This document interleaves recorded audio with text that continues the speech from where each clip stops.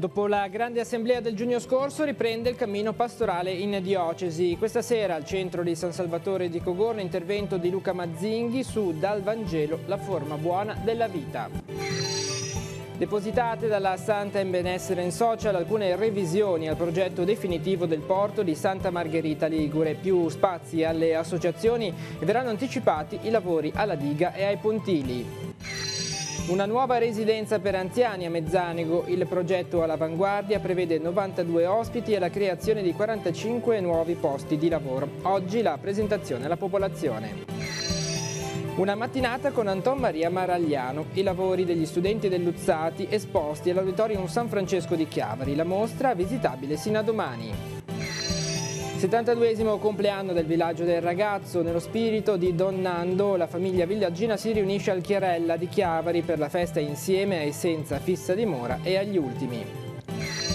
Calcio, prosegue lo stato di impasse per la Virtus Entella che attende una pronuncia per riprendere le gare di campionato. Il mister Boscaglia sollecita una risposta concreta dalla FIGC. Buonasera ai telespettatori di Tiguglia oggi. All'inizio di un nuovo anno pastorale la Chiesa di Chiavari è riunita in convegno questa sera al Villaggio del Ragazzo di San Salvatore di Cogorno. Dopo il cammino sinodale, i cui frutti sono confluiti nel documento programmatico presentato dal Vescovo Alberto Tanasini nella grande assemblea diocesana del 10 giugno, riprende così il lavoro ispirato dal tema del convegno La forma buona del Vangelo in ascolto dell'Evangelista Luca. Ci parla di questo in diretta dal Villaggio del Ragazzo Francesca Caporello. A te la linea. Sì, grazie Andrea, buonasera a tutti. Ci troviamo al Villaggio del Ragazzo in occasione del convegno diocesano che appunto dà il via all'anno pastorale. Siamo qui con Don Alberto Gastaldi, coordinatore del convegno, che appunto ci racconta qual è l'importanza dell'incontro e che cos'è appunto, in cosa consiste. Sì, il convegno diocesano è il momento in cui la nostra diocesi dà il tema dell'anno pastorale che coinvolge poi tutte le realtà, i vicariati, le parrocchie, le associazioni e i movimenti. È un momento significativo perché ci si ritrova tutti intorno al Vescovo per confrontarsi sul tema dell'anno. Nella storia, diciamo, della diocesi recente è sempre stata un'occasione significativa anche di incontro perché preti, seminaristi, religiosi, laici, catechisti, tutti insieme si ritrovano e danno anche l'immagine di cosa significa oggi essere una comunità cristiana in ascolto del Vescovo e per poter essere lanciati nel nuovo anno.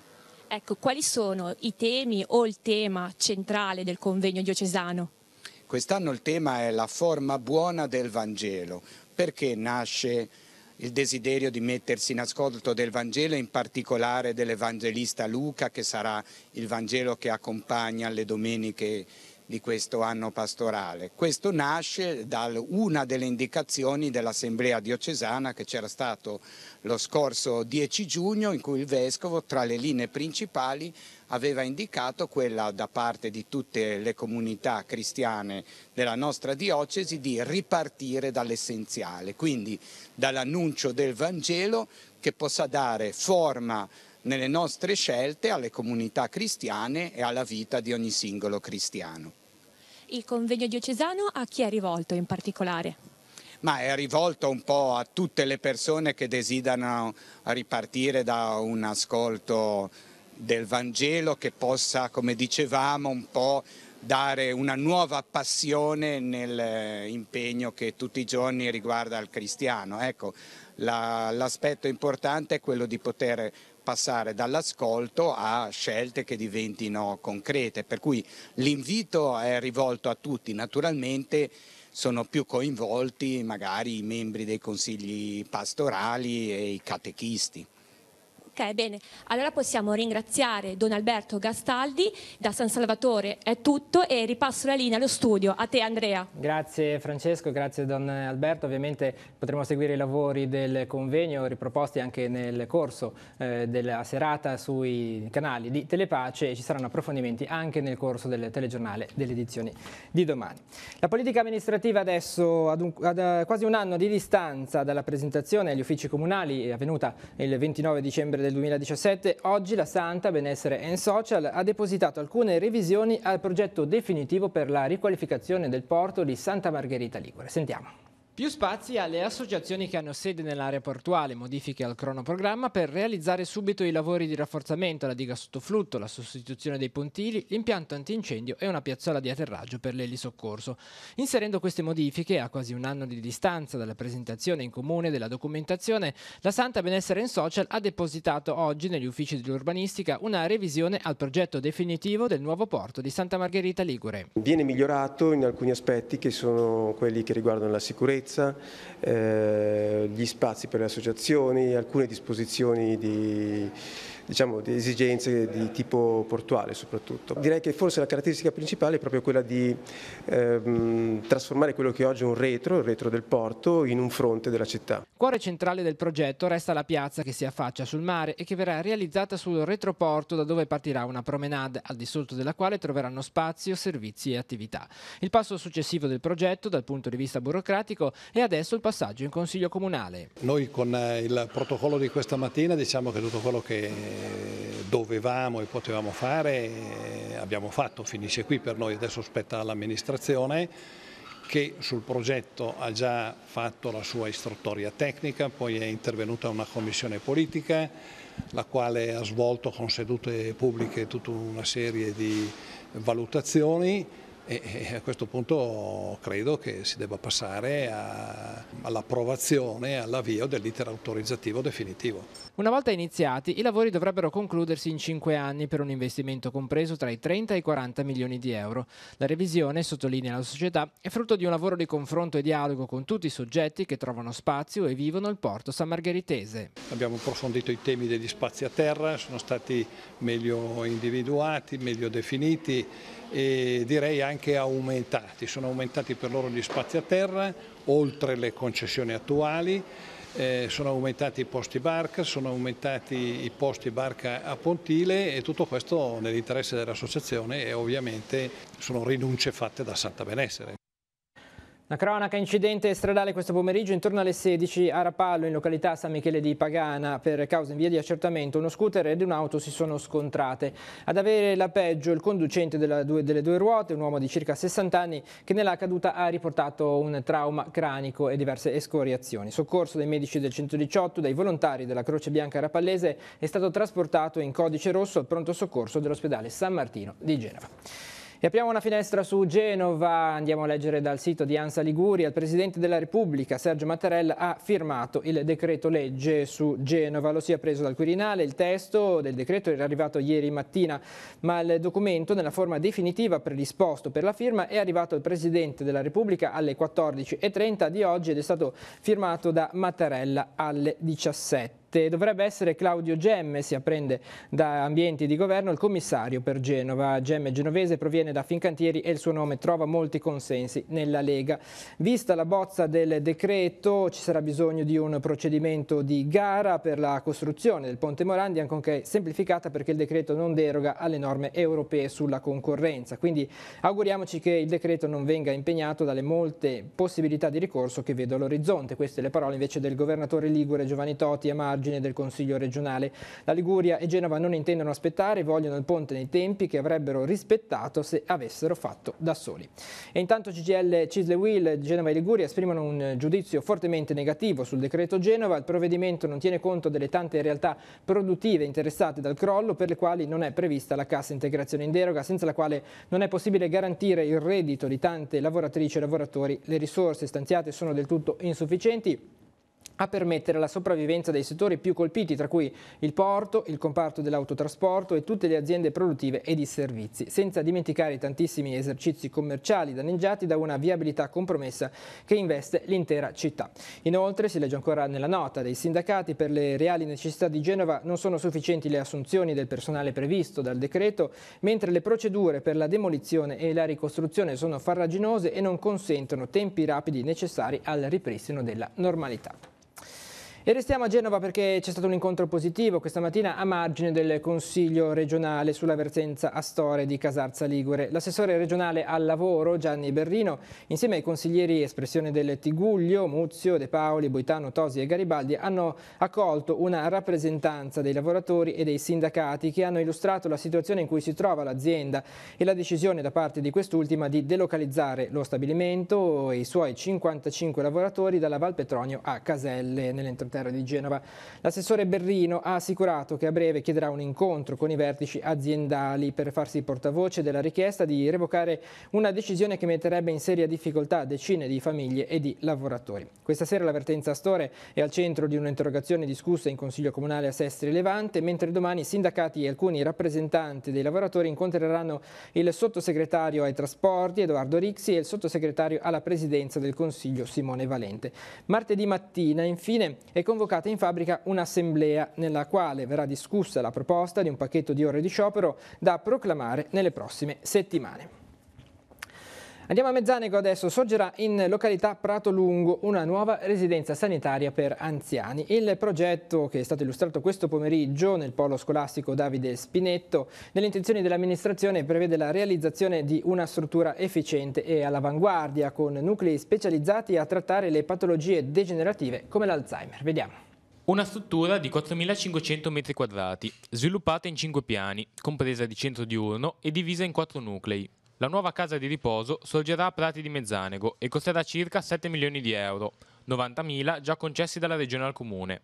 Chi si farà carico di realizzare il progetto comunale avrà la struttura in concessione per 35 anni. Il progetto prevede l'impiego di tecniche costruttive innovative che renderanno l'edificio autosufficiente dal punto di vista energetico e all'avanguardia tra le strutture sanitarie del Tigullio. Con questo progetto veramente vogliamo dotare il territorio di Mezzanego, la Valle Sturla, ma mi permetto di dire l'intero Tigullio, di una struttura unica, perché il centro per l'Alzheimer come progettato è un unicum per il territorio del nostro Tigullio e anche della provincia di Genova.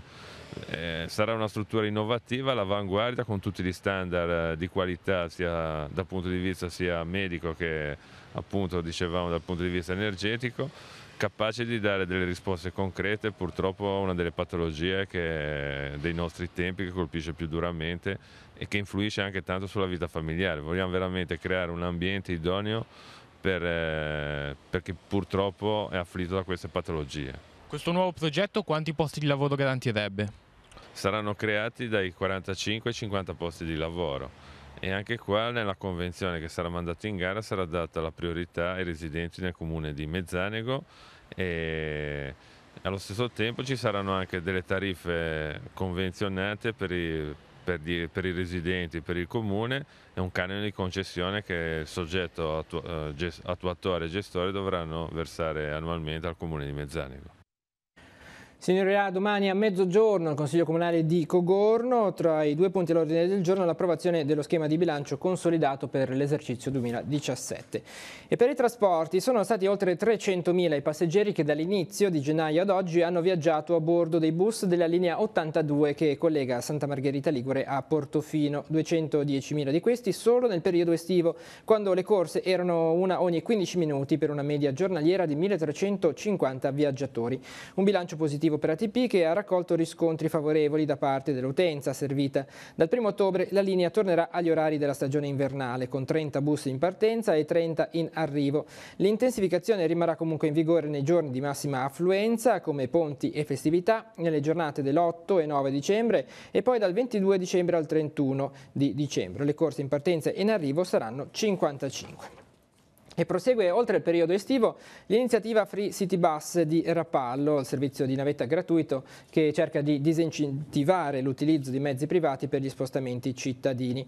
non più 2 tratte, ma dal 1° ottobre ne ramerà una sola, su cui saranno operativi entrambi i mezzi. Il percorso rivisitato non toccherà più la frazione di San Michele di Pagana, ma si addentrerà nelle zone periferiche e residenziali. Dal nuovo capolinea, collocato in via Pietra Fraccia, nel quartiere di San Rocco, percorrerà la città fino al quartiere di Sant'Anna. La decisione di prorogare il servizio nasce dal successo riscosso nella stagione estiva e dalla presenza di numerosi cantieri in città anche nel 2019. Non esiste alcuna contraddizione nella presentazione dei risultati delle analisi effettuate sui pozzi da parte dell'ASL 4, che ribadisce ancora una volta come non sussista alcun pericolo per la salute pubblica proveniente dal bere l'acqua dell'acquedotto di Sestri Levante. Così, con una nota, l'azienda sanitaria locale chiavarese sottolinea il rispetto dei parametri registrati dai campionamenti effettuati mensilmente per la ricerca sia del cromo totale che del cromo esavalente sui pozzi e sulla rete di distribuzione del capoluogo e nelle frazioni collinari. Le più recenti analisi, condotte su campionamenti effettuati il 19 settembre ai pozzi Pila, Sant'Antonio e Sara, confermano il rispetto già adesso del limite di 10 microgrammi per litro per il cromo esavalente di prossima applicazione. A breve, inoltre, in 2 pozzi cittadini e in 3 collinari saranno installati impianti con resine a scambio ionico per la rimozione completa di questa sostanza. Da lunedì prossimo, invece, 1° ottobre, entra in vigore il calendario invernale per la raccolta dei rifiuti a lavagna. Per quanto riguarda le utenze domestiche, si riduce la raccolta di plastica, che si potrà esporre una volta a settimana, il martedì. Domenica 30 settembre, nel consueto orario 19:24, si potranno esporre solo umido e secco residuo. Per quanto riguarda le utenze commerciali, dalla domenica al venerdì si potranno esporre negli orari consueti umido e carta. L'esposizione del secco residuo è prevista la domenica, il martedì e il giovedì. L'esposizione della plastica è prevista invece lunedì, mercoledì e venerdì. Non sono previste esposizioni il sabato. Il nuovo calendario sarà in vigore fino al 30 aprile del 2019. Le utenze domestiche possono comunque usufruire delle casette informatizzate, le stiamo vedendo, per il conferimento dei rifiuti differenziati in orari e giorni diversi del calendario. Per utilizzarle è necessario dotarsi di una chiavetta in distribuzione gratuitamente nell'ufficio della Supereco. La pagina della cultura adesso, una mattinata con Anton Maria Maragliano. Gli studenti delle classi 4ª e 5ª del liceo artistico Luzzatti di Chiavari, coinvolti nella mostra allestita del foyer dell'Auditorium San Francesco di Chiavari. Dall'esperienza di alternanza scuola e lavoro sono scaturiti gli elaborati esposti sino a domani nello spazio pubblico chiavarese. Stiamo andati a vedere. Il nome Informarte nasce proprio dall'unione della parola informare e arte, e nel progetto la cosa importante era dare l'opportunità ai ragazzi del Luzzati di portare informazione proprio riguardo a questa opera di restauro importante che si svolgeva all'interno dei laboratori delle aule del Tribunale, portarla fuori e renderla, diciamo, fruibile anche dal pubblico normale. Si sono occupati del seguire le fasi del restauro delle 2 casse processionali che sono presenti nelle nicchie della cattedrale di Chiavari. Hanno seguito le fasi del restauro proprio sul cantiere di restauro, fotografando le varie fasi e poi sviluppando sotto l'aspetto grafico l'impostazione dei pannelli che adesso sono esposti qui nell'Auditorium di Chiavari. Questa è stata una cosa molto interessante, perché portare un artista di un'epoca piuttosto vecchia nei giorni di adesso vuol dire che si cerca di tenere sempre alto il valore dell'arte. Qual è il rapporto tra l'artista Maragliano e la città di Chiavari, il nostro territorio? Sì, in effetti è un rapporto molto intenso e particolare, è presente spesso a Chiavari, lo sappiamo dagli atti notarili che riguardano appunto le commissioni di Maragliano, che via via vengono realizzate per Chiavari. Abbiamo questi 2 centri importanti, le confraternite di Sant'Antonio Abate e di San Francesco, che all'interno raccolgono sodalizi di minore importanza, ma che sono dedicati uno a San Sebastiano, uno a San Rocco, uno alla Addolorata. E si è svolta questa mattina nella sede di Palazzo Ducale a Genova l'assemblea dei soci del gruppo di azione locale il GAL genovese, con all'ordine del giorno il rinnovo del consiglio di amministrazione della società che punta alla valorizzazione dei territori delle valli Sturla, Orba e Leira, Polcevera e Fontana Buona. L'assemblea ha deliberato la conferma della presidente Alessandra Ferrara, ha eletto il vice Paolo Corsiglia in rappresentanza delle associazioni agricole. Gli altri componenti del consiglio sono Enrico Piccardo, sindaco di Masone in rappresentanza di Anci Liguria, Maria Ornella Caramella in rappresentanza dei commercianti e Pierino Garibaldi per gli artigiani. Anci Liguria, nell'augurare buon lavoro a tutto il CDA, ha voluto ringraziare Simona Lottici, Guido Guelfo e Luigi Garrone, consiglieri della passata gestione.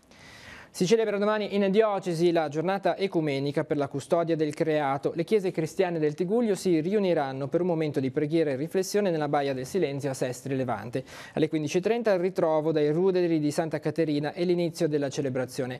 Seguirà il cammino silenzioso in baia e la sosta all'oratorio di San Pietro con la riflessione del professor Giorgio Bavestrello. Quindi la salita al convento dei frati Cappuccini e la conclusione della celebrazione con rinfresco in fraternità. Il tema di approfondimento quest'anno sarà coltivare l'alleanza con la terra.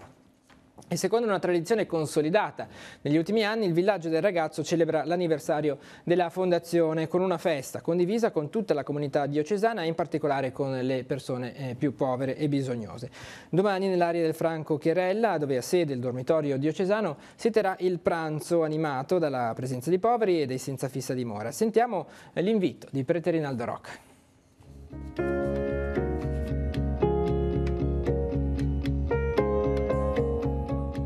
Invitiamo come villaggio, insieme al Vescovo, a celebrare i 72 anni dell'opera diocesana Madonna dei Bambini.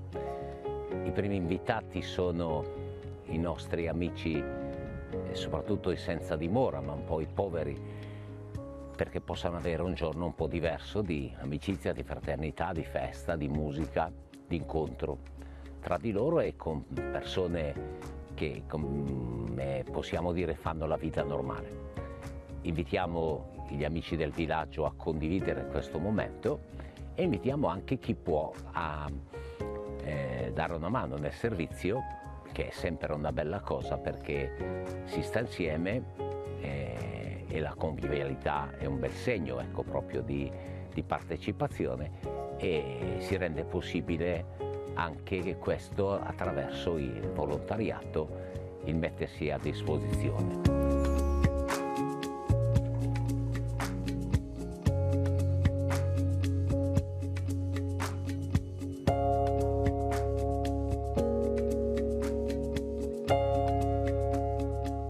Ci ricordiamo che Don Nando ci ha insegnato questo spirito di accoglienza, di condivisione, non di chiusura, di dare spazio alle persone che bussano anche silenziosamente, anche senza urlare, senza gridare, e che il Signore ci doni questa apertura del cuore e della mente senza avere troppe paure, ma alimentando in noi la disponibilità a riconoscerlo nelle persone che hanno più bisogno di affetto, di accoglienza e di servizio.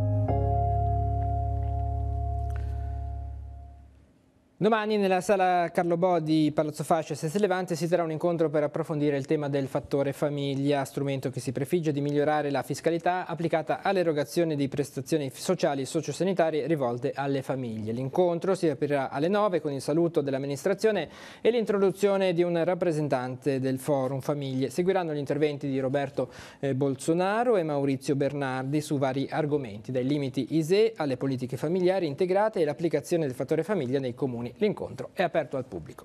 Domenica prossima invece ritorna a Ricò del Golfo in Val di Vara sulle antiche vie religiose, la terza edizione dell'iniziativa sportivo-culturale di alpinismo lenta organizzato dall'associazione Mangia Trekking con il patrocinio del Parco Nazionale dell'Appennino Tosco-Emiliano e del Parco Regionale di Monte Marcello Magra. Quest'anno l'iniziativa si svolge in occasione della festa di Val di Pino e partirà alle 9:30 davanti al Palazzo Comunale di Ricò del Golfo per poi attraversare i borghi di Ponzò, Camedone, Bovecchio, e si giungerà poi alla cima della collina che sovrasta il territorio e si visiterà il santuario di San Gottardo.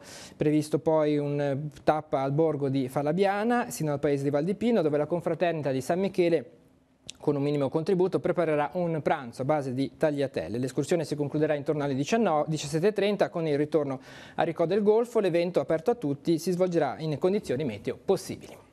E raddoppia quest'anno l'appuntamento tradizionale con la Fiera di San Michele a Casarza Ligure. La manifestazione sarà allestito per l'intero fine settimana, sabato e domenica prossimi. Una fiera che sarà anche più grande in seguito all'ampliamento degli spazi che accoglieranno circa un centinaio di operatori e numerose attività collaterali. In questa occasione saranno disposte alcune modifiche alla viabilità. Sia domani che domenica la provinciale 38 di Novano sarà interdetta temporaneamente alla circolazione veicolare tra l'innesto con la provinciale 523 di Centocroci per circa 100 metri dall'incrocio della provinciale per Novano con piazza Aldo Moro e via Gramsci. Il provvedimento sarà in vigore dalle 6:30 del mattino sino alle 20 della sera. E adesso nella nostra scheda altri appuntamenti per la giornata di domani.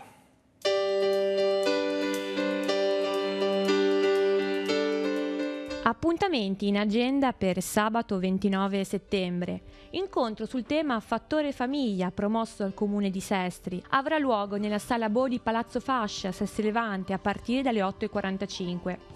Nell'ambito dell'iniziativa Scambi Culturali Tigullio Val di Taro alle 10 nella Sala Ravaschieri della Società Economica di Chiavari, si terrà una giornata di studi sugli antichi rapporti fra gli opposti versanti dell'Appennino. Alle 10:30 nella sede di YLab in via Gaiardo a Chiavari si terrà la presentazione dei nuovi corsi di formazione Sport e Business Education. Al Porto Antico di Genova in piazzale Mandraccio saranno presenti varie società sportive dalle 14 alle 19. Tutti i ragazzi potranno provare a praticare le discipline sportive.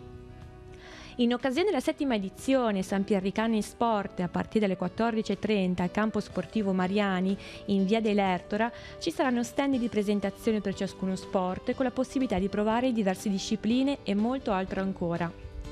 Open Day di tango argentino nella palestra di via Vittorio Veneto a Rivarola di Carasco. Gli insegnanti saranno disponibili per la prova gratuita dalle 15 alle 20. Alle 17 nella sala Aldo Solari del Circolo Acli Fanin di Chiavari si parlerà di prevenzione cardiologica con il dottor Federico Bianchi della ASL 4 Chiavarese.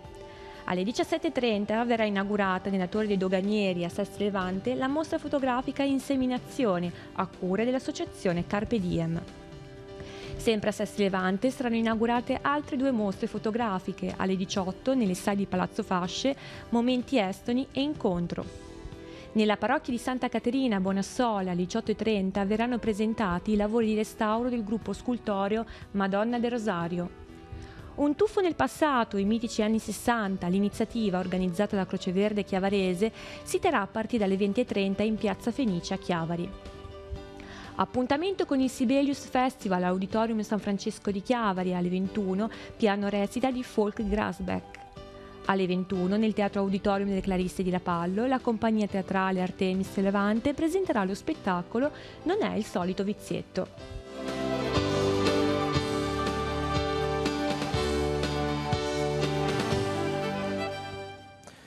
La pagina sportiva adesso con il calcio. Lo stato di impasse sulle sorti della Virtus Entella sta suscitando perplessità e disagio nella squadra biancoceleste che prosegue la sua preparazione in attesa di sapere in quale campionato potrà giocare. I dubbi sono espressi dall'allenatore Boscaglia che sollecita una risposta soprattutto alla Federazione Gioco Calcio che possa mettere la parola fine a questa intricata vicenda. Sentiamo.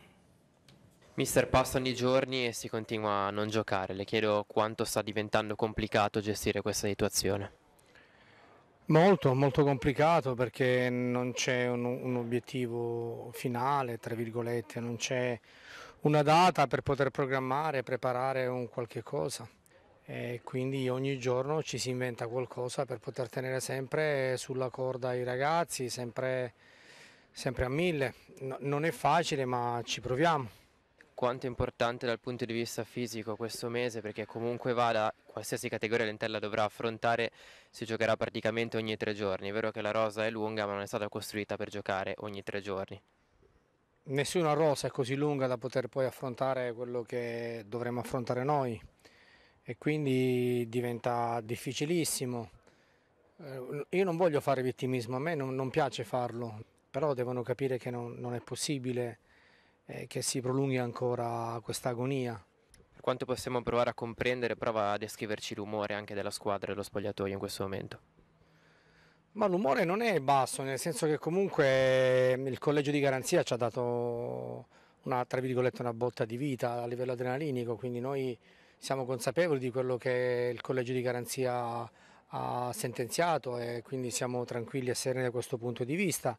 Il problema è che non c'è una data per quando si debba iniziare. La problematica vera e propria è questa, che qualcuno adesso ci dica qualcosa, soprattutto parliamo della FIGC, deve prendere atto secondo me di quello che è successo e quindi riammettere intanto la squadra in B per come vuole il collegio di garanzia. Poi a data da destinarsi, quando sarà l'eventuale ricorso al TAR che la Lega ha fatto, vedremo, ma intanto giochiamo. Con lo sport si conclude questa edizione di TG oggi, l'informazione torna domani 12:45 con la prima edizione del TG13. Tutte le notizie le trovate sul nostro sito teleradiopace.com. Grazie per essere stati con noi e buon proseguimento di serata.